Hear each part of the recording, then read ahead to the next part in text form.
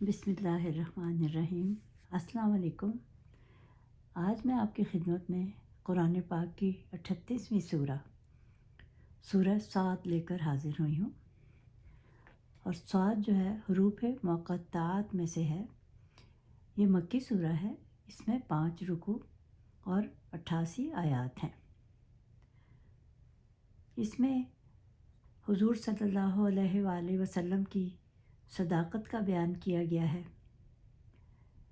اور اس میں کفار کا ذکر کیا گیا ہے جو تکبر کرتے تھے اور حضور صلی اللہ علیہ وآلہ وسلم کو نہیں مانتے تھے اور حضور صلی اللہ علیہ وسلم سے عداوت رکھتے تھے۔ اور اس سورہ میں دوبارہ زندہ کرنے کا ذکر کیا گیا ہے، اور داؤد علیہ السلام کے بارے میں بتایا گیا ہے، حضرت سلیمان علیہ السلام کے بارے میں ذکر ہے، حضرت اسحاق علیہ السلام کے بارے میں ہے، اور حضرت یعقوب علیہ السلام کے بارے میں ذکر کیا گیا ہے، اور حضرت آدم علیہ السلام کا بتایا گیا ہے، اور کہا کہ قرآن کی قسم جو نصیحت لانے والا ہے۔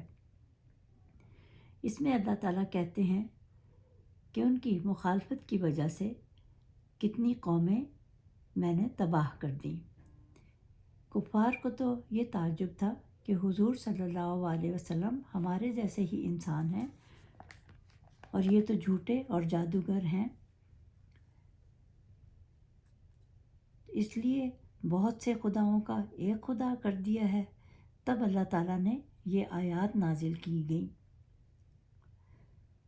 ولید بن مغیرہ ابو طالب کے پاس آیا اور آپ سے کہا کہ اپنے بھتیجے کو بتائیں اور سمجھائیں کہ وہ اپنے مذہب پر قائم رہے اور ہم کو ہمارے بتوں پر قائم رہنے دے۔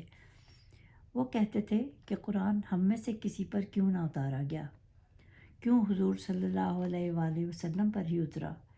کفار مکہ حضور صلی اللہ علیہ وسلم سے بہت حسد کرتے تھے کہ کیوں ان کو اتنی عزت اور مرتبہ ملا ہے اور کیوں ان کو نبوت ملی ہے۔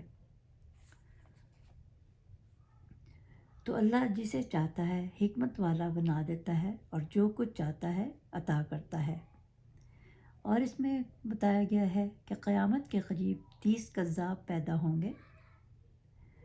اللہ تعالیٰ نے مکہ مکرمہ میں حضور صلی اللہ علیہ وسلم کو فتح سے آگاہ کیا تھا، اور کہا گیا ہے کہ نوح کی قوم اور عاد کی قوم جو پہلے ہی قرآن کو اور اسلام کو جھٹلا چکے ہیں، تو ہم نے ان کو کیسا نیست و نابود کر دیا۔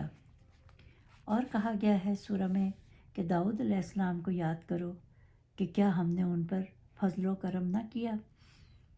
اللہ تعالیٰ کو حضرت داؤد علیہ السلام کے نفلی روزے سب روزوں سے زیادہ پسند ہیں۔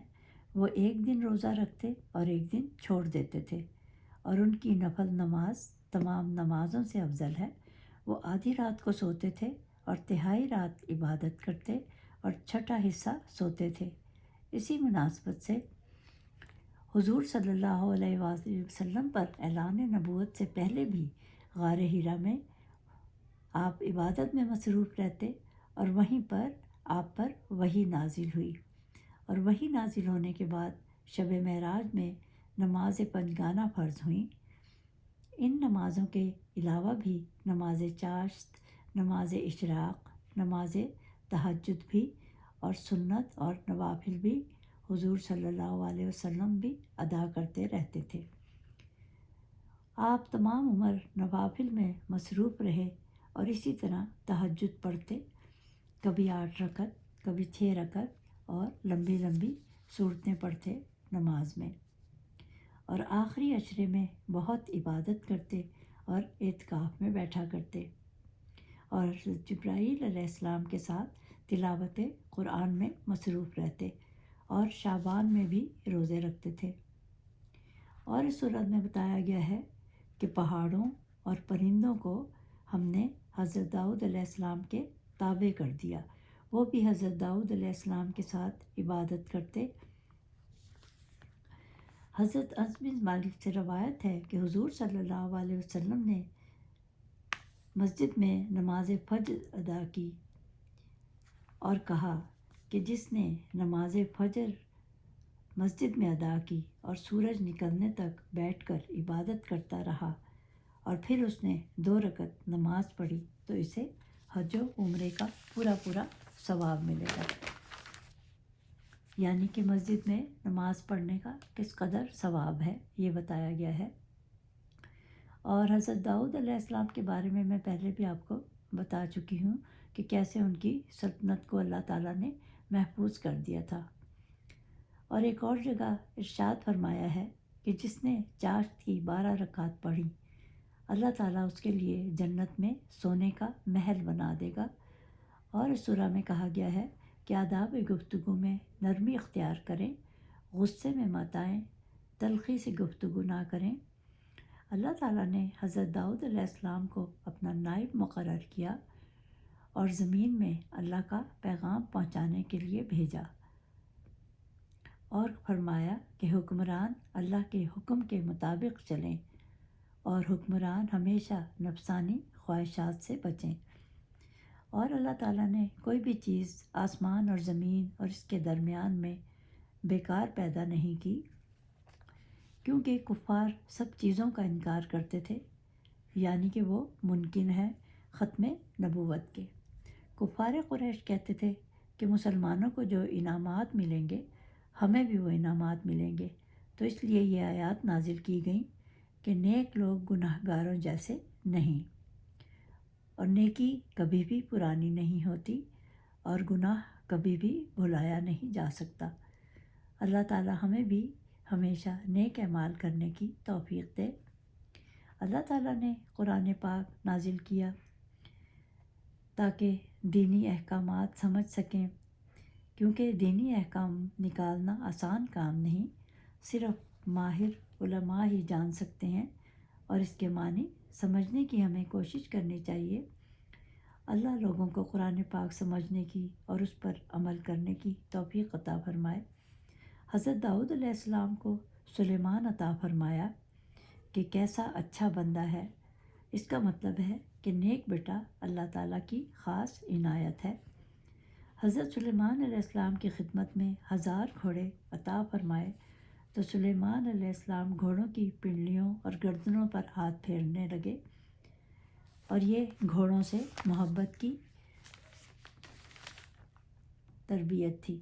سلیمان علیہ السلام نے اللہ تعالیٰ سے عرض کی کہ مجھے ایسی سلطنت بخش دیں، تو اللہ نے امور سلطنت کی باغ دوڑ ان کو عطا فرمائی۔ آپ گھوڑوں پر ہاتھ پھیر کر اس کی تکلیف جان لیتے تھے۔ اللہ تعالیٰ نے حضرت سلیمان علیہ السلام کو بھی آزمایا اور پھر ان کے قابو میں ہوا کو کر دیا اور جنات کو بھی ان کے قابو میں کر دیا، اور ان کے لیے سرکش شیطان بھی مسخر کر دیا۔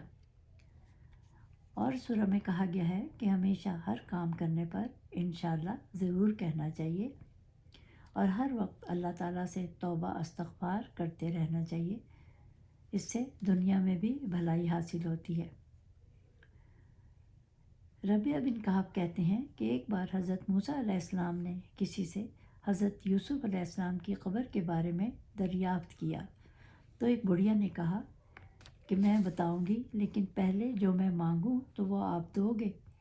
تب اللہ تعالیٰ نے وحی بھیجی کہ اے موسیٰ اس کی بات مان لو۔ تو موسیٰ علیہ السلام نے پوچھا مانگو، کیا مانگتی ہو؟ تو بڑھیا نے کہا کہ جنت میں آپ کے ساتھ ہوں۔ تو موسیٰ علیہ السلام نے ان کی بات مان لی، تو اس بڑھیا نے قبر کا پتہ بتا دیا۔ اور اس سورہ میں بتایا گیا ہے کہ کیسے حضرت ایوب علیہ السلام کو آزمائش میں ڈالا گیا، ان کو تکلیف دی گئی، ان کے درجات بلند کرنے کے لیے ان کو تکلیف میں ڈالا گیا، اور کہا کہ آدمی کی آزمائش اس کے دین کے مطابق ہوتی ہے۔ اور پھر حضرت ایوب علیہ السلام نے تکلیف میں جب زمین پر پاؤں مارا تو وہاں سے چشمہ پھوٹ پڑا، آپ نے وہ پانی پیا اور جسم پر ڈالا تو اللہ نے ان کی تمام ظاہری اور باطنی تکالیف دور فرما دیں، اور دوبارہ ان کو ان کے گھر والے عطا فرما دیے۔ ان کی بیوی نے ان کی بہت خدمت کی، اللہ نے ان پر بھی بہت رحم فرمایا، اور اس سورہ میں کہا گیا ہے کہ جو عورتیں بغیر کسی وجہ کے شوہر سے خلا یا طلاق لیتی ہیں وہ عورت جنت کی خوشبو بھی نہ سونگھ سکے گی۔ اور حضرت ایوب کو قیامت میں صبر کرنے والوں کا سردار بنا دیا گیا ہے، اور کہا کہ اے نبی ہمارے معرفت والے لوگوں کو یاد کرو، یعنی یعقوب علیہ السلام کو، ابراہیم علیہ السلام کو، اسحاق علیہ السلام کو یاد کرو کہ وہ کیسے اللہ کے چنے ہوئے بندوں میں سے ہیں جو گناہ سے پاک ہیں، اور اسماعیل علیہ السلام کو یاد کرو، حضرت یسع کو، حضرت ذوالکفل کو یاد کرو۔ اور حضرت یسع کو بنی اسرائیل کے لوگوں کی طرف بھیجا گیا ان کو نیکی کا راستہ دکھانے کے لیے، اور کہا گیا ہے کہ قرآن ایک نصیحت ہے، اس پر عمل کرو۔ پرہیزگاروں اور اللہ سے ڈرنے والوں کے لیے جنت ان کا ٹھکانہ ہوگا، وہاں ان کے لیے پھلدار باغ، ان کی نیک بیویاں ہوں گی۔ اہل جنت آپس میں اتفاق رکھیں گے اور اہل جہنم ایک دوسرے پر الزام لگائیں گے کہ تم نے ہمیں نیکی سے روکا۔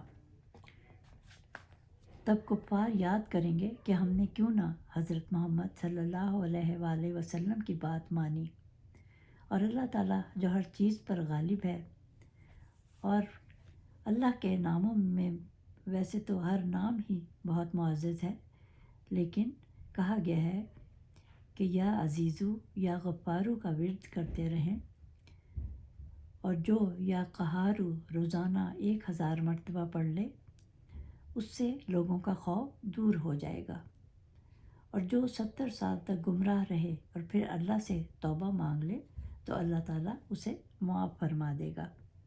حضور صلی اللہ علیہ وسلم نے فرمایا کہ میں بہترین حال میں اللہ سے ملا ہوں، اللہ نے آپ کا قلب منور کر دیا، اللہ تعالیٰ نے ان پر قرآن نازل کیا تاکہ لوگوں تک اللہ کا پیغام پہنچا سکے، اللہ کے حکم سے فرشتوں نے آدم کو سجدہ کیا، ابلیس نے آدم کو سجدہ نہ کیا حسد اور تکبر کی وجہ سے، اس لیے کہا گیا ہے کہ حسد اور تکبر بہت بری چیز ہے۔ اللہ تعالیٰ نے ابلیس کو جنت سے نکال دیا اور بدصورت بنا دیا۔ حضور صلی اللہ علیہ وسلم کے چچا ابو طالب بیمار ہو گئے تو تمام لوگ آپ کی عیادت کو آئے، تو ابو جہل نے حضور صلی اللہ علیہ وسلم کی شکایت آپ کے چچا سے کی کہ یہ ہمیں غلط کام کی دعوت دیتا ہے، تو چچا نے بھی کہا کہ اللہ کی عبادت کرو اور ایک اللہ کے علاوہ کسی کی عبادت نہیں کرنی چاہیے۔ ابو جہل کو غصہ آ گیا اور وہ بولا ہم 360 بت کو چھوڑ کر کیسے ایک اللہ کو مان لیں، اور کہا گیا ہے کہ کفار اگر صبر و تحمل سے کام لیتے تو منزل پا لیتے، مگر وہ نہ مانے، جیسا کہ سب سے بڑا صبر حضرت ایوب نے کیا تو اللہ تعالیٰ نے انہیں تمام چیزیں واپس لوٹا دیں۔ اس لیے ہمیں بھی ہمیشہ صبر کرنا چاہیے۔ کفار غلط علم کا شکار ہیں، عداوت کرتے ہیں، اس لیے یہ سب بتانے کے لیے یہ سورہ صاد نازل کی گئی۔ یہ تو تھا اس سورت کا خلاصہ۔ اس کے فضائل میں آپ کو بتا دوں، کہا گیا ہے کہ جس گھر میں نظر زیادہ لگتی ہو تو 7 مرتبہ پڑھ کر تمام دیواروں پر پھونک دیں اور پانی پر دم کر کے پانی بھی سارے گھر میں چھڑک دیں، اور اگر کوئی زبردست دشمن ہے تو 7 مرتبہ 11 دن تک پڑھیں اور اللہ تعالیٰ سے دعا مانگیں، اور یہ 21 دن تک کرنا ہے تو اللہ تعالیٰ کی نظر خاص ہوگی۔ کسی بھی مقصد کو حاصل کرنے کے لیے 60 مرتبہ پڑھ کر 7 دن دعا کریں، اللہ تعالیٰ دعا قبول فرمائیں گے۔ امید ہے آپ کو یہ سورہ پسند آئی ہوگی۔ اگلی سورہ تک خدا حافظ۔